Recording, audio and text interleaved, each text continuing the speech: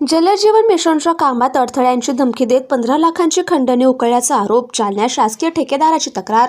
जलजीवन mission अंतर्गत सुरू असलेल्या शासकीय पाणीपुरवठा कामांच्या नावाखाली खंडणी उकळल्याचा गंभीर प्रकार उघडकीस आलाय. शुक्रवार दिनांक 9 जानेवारी 2026 रोजी दुपारी 12 वाजता मिळालेल्या माहितीनुसार पांगरकर नगर, अंबड रोड, जालना येथील शासकीय ठेकेदार संभाजी भाऊसाहेब शिरसाट यांनी दिलेल्या तक्रारीनुसार रऊफ नावजू पटेल, राहणार शिवाजीनगर, गारखेडा परिसर, छत्रपती संभाजीनगर यांना चौकशी लावण्याची धमकी देत वेळोवेळी पैशाची मागणी करून तब्बल 15 लाख रुपयांची खंडणी उकळल्याचा आरोप आहे.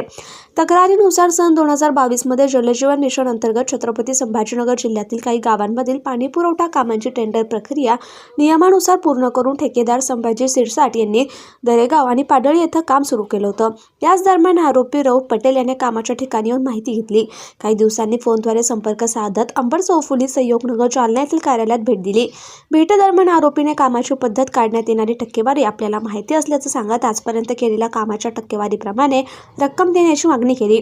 पैसे न दिल्यास वरिष्ठ अधिकाऱ्यांकडे तसंच मंत्र्यांपर्यंत ओळख असल्याचं सांगून चौकशी लावण्याची, देयके रोखण्याची आणि सामाजिक बदनामी करण्याची धमकी दिल्याचा आरोप तक्रारीत करण्यात आला.